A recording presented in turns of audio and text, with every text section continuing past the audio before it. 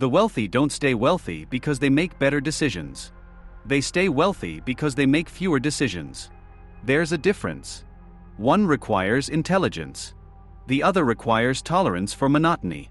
Most people think the hard part of building wealth is figuring out what to do. It's not. The hard part is doing the same thing for 10 years while your brain screams at you to do something more interesting. Boredom is the gatekeeper. It stands between you and compound growth. And it doesn't ask if you're smart enough or hardworking enough. It just asks if you can sit still. Most people can't. Not because they're undisciplined. Because the system is designed to reward the thing that feels like nothing. And humans are very bad at valuing nothing. Money doesn't care about your breakthrough moment. It cares about Tuesday. And the Tuesday after that. And the 200 Tuesdays where you did the same unremarkable thing and didn't stop to wonder if there was a better way.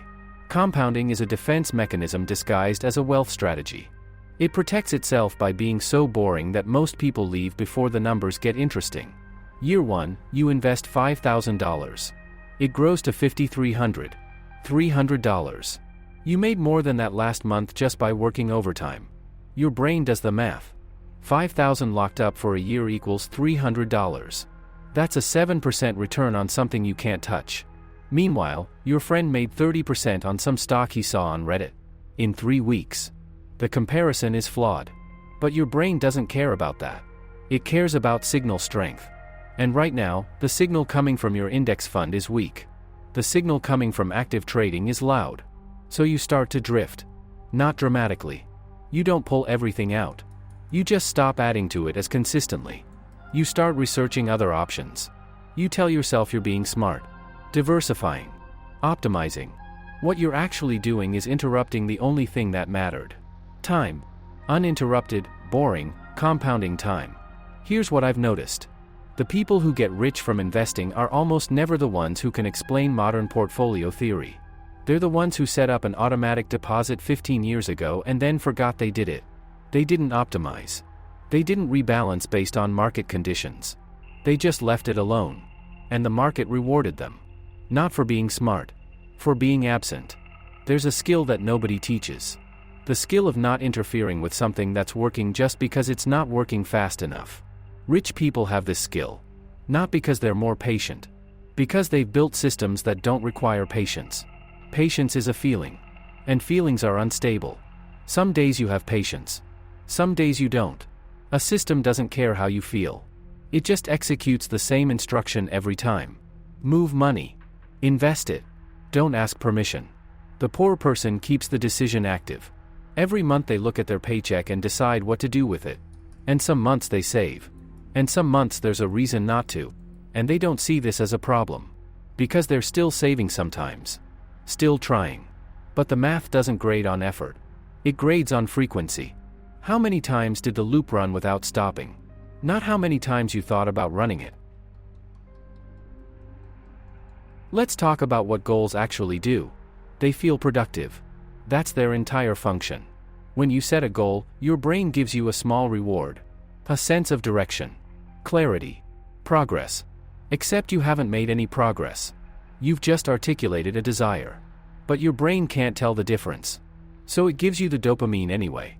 This is why the same person can set a savings goal every January for 6 years. It feels real every time. It feels like this is the year. And when December comes and they didn't hit it, they don't feel like failures. They feel like people with goals who had a tough year. There's no accountability loop. Because the goal already gave them the emotional payoff. The system doesn't have this problem. A system has no emotional component. It's just an instruction that runs whether you remember it or not. Here's the part that makes people uncomfortable. Building wealth doesn't feel like building wealth. It feels like nothing. You set up the transfer. You go to work. You come home. You live your life. No montage. No transformation arc. No moment where you look in the mirror and realize you've become someone new. Just years passing while a number grows in an account you barely look at. And that bothers people. Because we've been conditioned to believe that important things should feel important. That if you're doing something meaningful, you should feel it happening.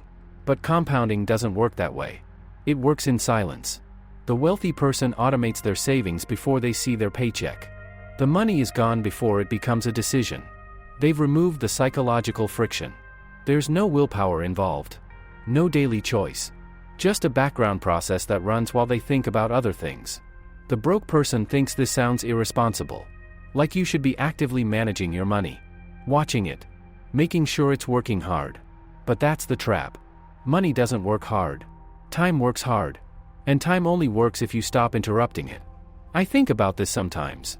How much of financial failure is just the inability to leave things alone? The compulsion to do something. Anything. As long as it feels active. Trading stocks feels active. Starting a side hustle feels active. Researching crypto feels active. Letting your index fund sit there for a decade feels like negligence. But only one of those behaviors statistically leads to wealth. And it's the one that feels like you're doing nothing. Let me walk you through what happens when you don't build the system. Not as a warning. Just as a description of how the numbers actually play out. You're 29. You're making $60,000 a year. You know you should be investing, but you're still figuring things out. Getting your budget right. Paying off some debt. You'll start soon. Maybe next quarter. You're 36. You started contributing to your 401k 2 years ago. 4% of your salary. You've got $11,000 saved. It's not nothing. You're doing better than most of your friends. At least you started. You're 44. You're making $75,000 now. You bumped your contribution to 6% after your last raise. You've got $48,000 in retirement savings. You checked one of those calculators once. It said you're behind. But those calculators assume you're going to retire at 65. You'll probably work longer anyway. Most people do now.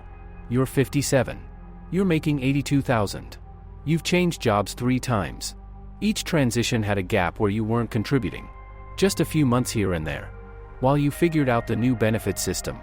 You've got $137,000 saved. That feels like a lot. It's the most money you've ever had in one place.